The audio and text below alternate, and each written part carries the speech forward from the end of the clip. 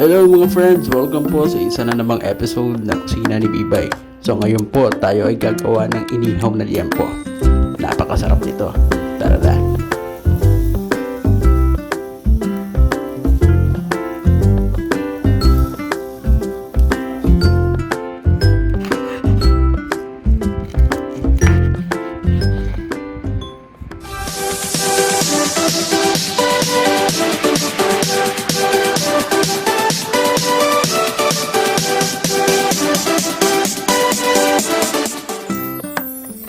Ang sikreto lang po ng isang masarap na inihaw na liempo ay ang marinade.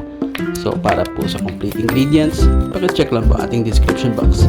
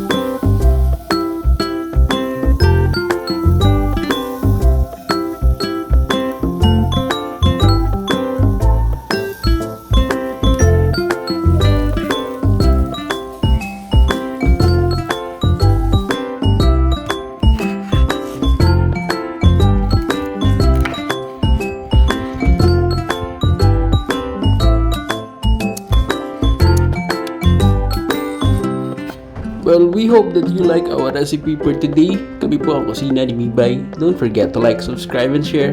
And as always, enjoy cooking. See you in our next video.